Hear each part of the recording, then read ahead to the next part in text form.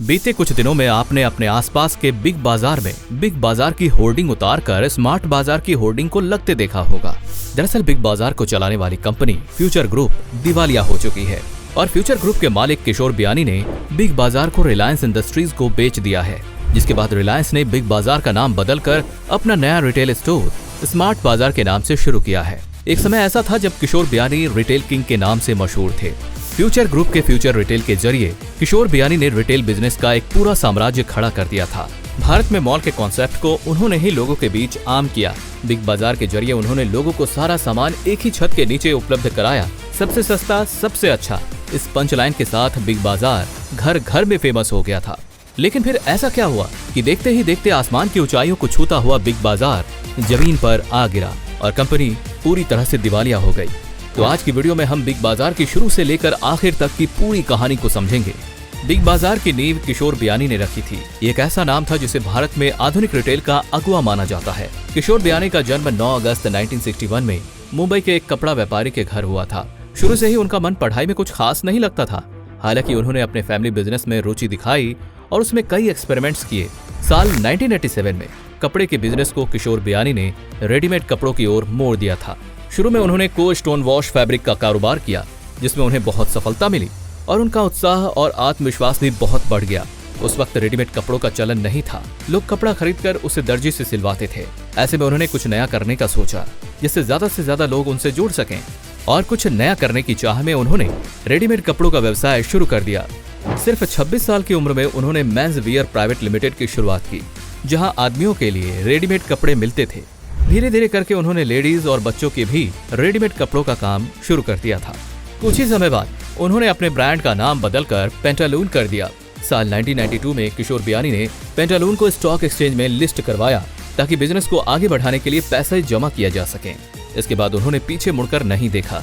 उन्होंने रिटेल कारोबार का पूरा इकोसिस्टम बना दिया था। कपड़ों के व्यवसाय में किशोर बियानी एक क्रांतिकारी परिवर्तन लेकर आए। नए दौर में उसे फैशन का नाम दे दिया गया। लोग दर्जी के पास जाने के बजाय रेडीमेड कपड़े खरीदने के लिए रिटेल स्टोर में जाने लगे थे। सफलता की सीढ़ियां चढ़ रहे बियानी के फ्यूचर ग्रुप ने 2011 में भारत में पहला बिग बाजार स्टोर खोला।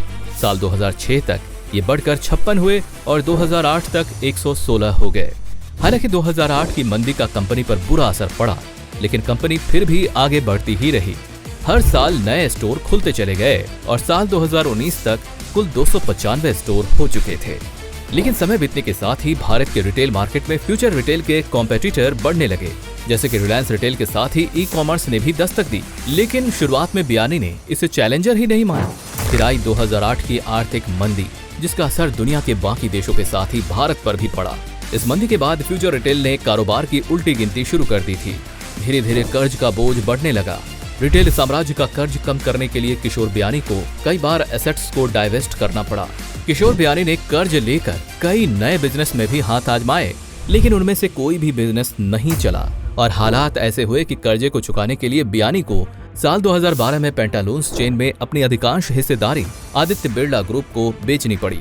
किशोर बियानी की फ्यूचर ग्रुप पर वित्तीय संकट 2020 की शुरुआत में तब और ज्यादा बढ़ गई, जब उनकी retail entity Future Retail debt repayment में असफल हो गई और कर्जदाताओं ने शेयरों की गिरवी रखने की बात कही।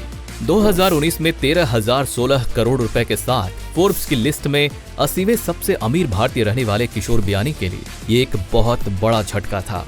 इसके बाद स्टैंडर्ड एंड पुअर्स व फिच समेत कई रेटिंग एजेंसियों ने फ्यूचर रिटेल की क्रेडिट रेटिंग्स को डाउनग्रेड कर दिया।